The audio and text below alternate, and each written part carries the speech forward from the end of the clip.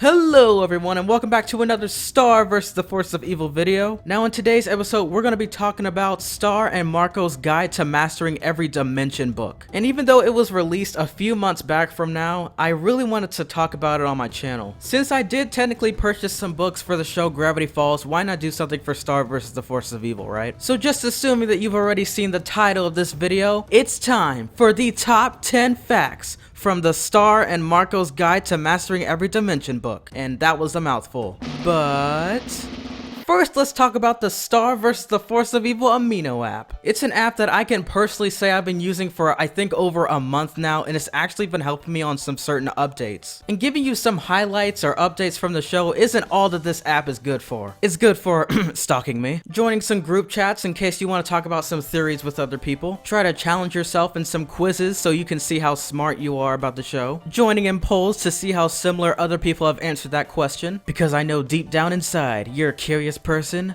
just like me. And if you think that's all, that's not even half of it. We got memes, we got cosplays, we got GIFs or GIFs, I still don't know how to pronounce that. And of course, like any other website, fan art. So if you want to prove to me that you're a true Star vs. the Force of Evil fan, then go right ahead and hit that Amino app. Oh yeah, and by the way, I'm the one with over 200 followers. But anyways, I'm sure that the majority of you awesome people are gonna get the app. So let's get on with the video. Starting off with number 10 is the dimension that we saw in the episode Storm the Castle from season 1. At the very beginning, we see Star grab a sandwich from out of a monster, and we see both Marco and Star almost nearly die over the sandwich. But one major thing that the book reveals is the name of that dimension, and apparently it's actually called the Sandwich Dimension. I'm not joking. Number 9, Star's pillows. There's something magical about Star's bedroom altogether, but there's something specifically amazing about her pillows. Apparently, according to Star herself, they can absorb tears and float onto water. I guess that would be useful for certain people on Valentine's Day.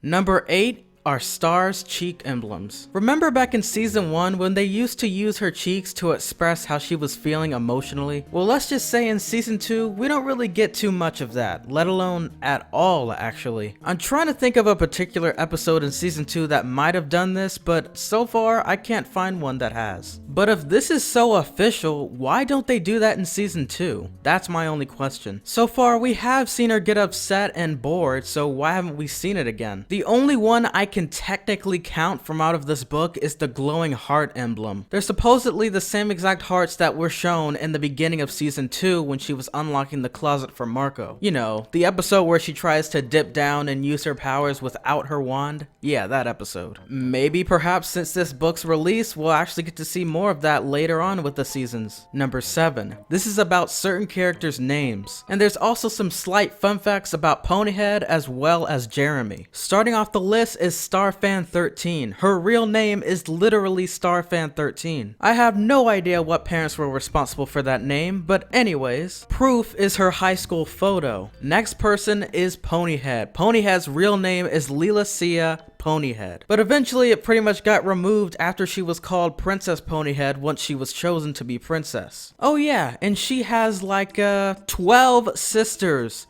which would explain this portion of the new intro. And yes, I read your comments. Marco Sensei's real name is Brantley, while Jeremy's full name is Jeremy Birnbaum, and he also has a fear of shadows. And in addition to that, Star says that his least favorite animals are groundhogs since they remind him of shadows. Number 6. Okay, now this is where the facts get really juicy. On page 106, Glossaric explains his existence as a being fabricated to take up all of the abstraction of magic in order to teach it to his own students. Maybe that's what was being implied in the episode Into the Wand. He was fabricated to teach Star the magic. I don't fabricate it, ayy. Number 5. The grandma room is actually called the tapestry room, but that's an obvious one. Another fact is that there are 2 other princesses mentioned in the book rather than in the show. The 2 princesses are Festivia the Fun and Skywine Queen of Hours, but I believe it's pronounced Skywin, so I apologize for that error if that actually was how you pronounce it. When it comes to their tapestry scripts, this is what the first one says, which is for Festivia the Fun. When the threat of monsters at the gate has darkened out the sun. Let the kingdom find some peace and joy in Festivia the fun. Maybe that's where Star gets some of her partying from. The last one that we know is Skywind, Queen of Hours, and her tapestry script says this: Tick-tock, the clock talks, but secret are its powers. The only one to break its spell is Skywind, Queen of Hours.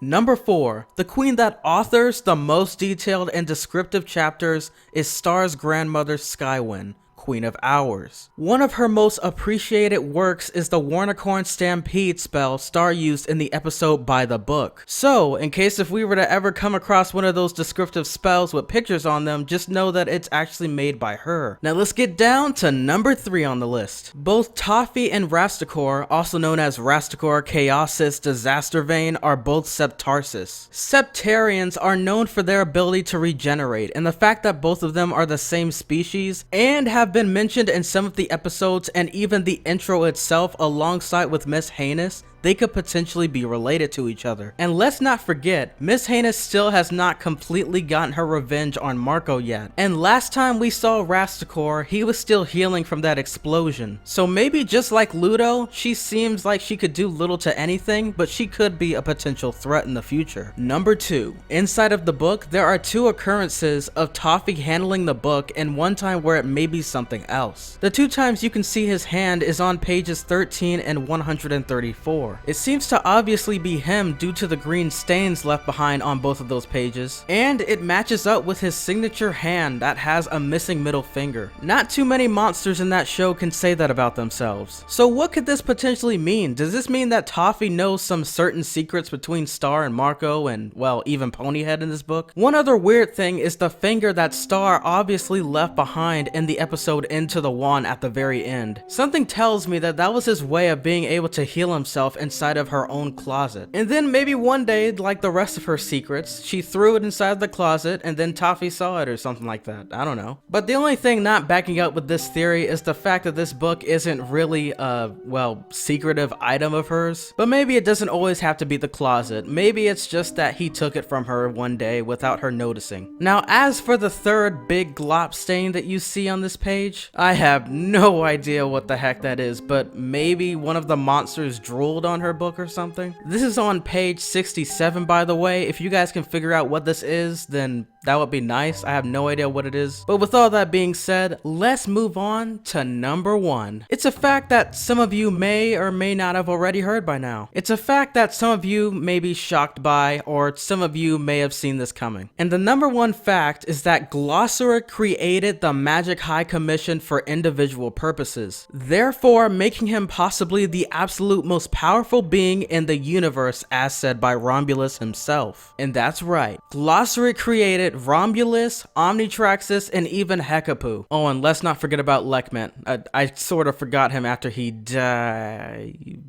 Let's not talk about that. But anyways, like I said previously before, they all have specific purposes. Romulus is supposed to be the muscle of the entire group. Omnitraxis Prime is supposed to be the carrier of the multiverse. Hekapoo, as revealed from the episode Running with Scissors, is supposed to be the forger of the Dimension Scissors. And then there's Lekment, who was literally created just so the humans would have understanding of the concept of impermanence. So I believe that explains the reasoning behind why he looks like a bunch of animals morphed together to look like him. And even though he was made for that specific purpose, he still looks pretty cool. But however, at the very end is also saying that his contribution to the commission must not be spoken of. Maybe it was because of what was revealed in the episode Star Crushed, with him being able to transfer over his magic to others.